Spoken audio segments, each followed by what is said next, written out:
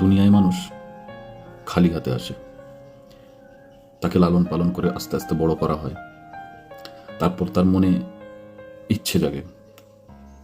ছোটবেলায় একরকম ইচ্ছা, বড় হওয়ার পর আরেক রকম ইচ্ছা।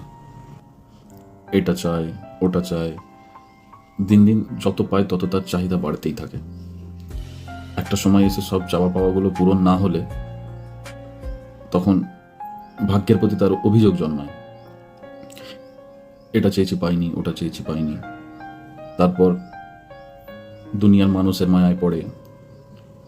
কোনো সম্পর্ক সারা জীবন টিকে থাকে, কোনো সম্পর্ক মাঝ রাস্তায় তাদের ছেড়ে চলে যায়। বিভিন্ন এইরকম পৃথিবীর মধ্যে দুনিয়াদারি করতে এসে, জীবনযাপন করতে আসে। সেই জিনিসগুলোর জন্য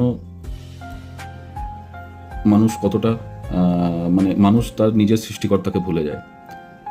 সৃষ্টিকর্তাকে ভুলে গিয়ে দুনিয়ার মোহ মায়াতে পড়ে যায়। তারপর আস্তে আস্তে সে বৃদ্ধ হয়, দুনিয়ার মধ্যে সে বিছানায় পড়ে যায়, রোগে আক্রান্ত হয়ে যায়। নর্মাল সিচুয়েশন অনুযায়ী কথা বলছি। তারপর একদিন এই পৃথিবী ছেড়ে চলে যায়, কিছু নিয়ে যায় না, খালি হাতে চলে যায়। সমস্ত সব কিছু অন্য কারোরকে ভোগ করতে দিয়ে চলে যায়। যেদিন মারা যায় সেদিন থেকে তার নামটা পরিবর্তন হয়ে যায়, তার জিনিসগুলো অন্য কারোর হয়ে যায়।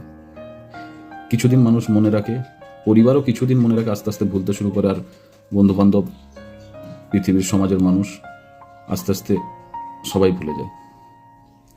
আর সেই মানুষ সারা জীবন এটাই ভেবে আসে, লোকে কি বলবে, এইটা আমি যদি করি ও কি বলবো, এটা যদি আমি করি ও কি বলবে। মানে মোট কথা হলো, দুনিয়ায় 60 বছর 70 বছর, খুব লাকি হলে 80 বছর যে জীবন পেয়েছে, তার মধ্যে পুরো জীবনটাই সে নিজের জন্য, নিজের আখেরাতের জন্য কিচ্ছু করে নিয়ে যেতে পারে না। শুধুমাত্র এই দুনিয়ার মানুষদের জন্যই করে যায়, সেটাকেই প্রাধান্য দেয়। এই হচ্ছে ব্যাপার।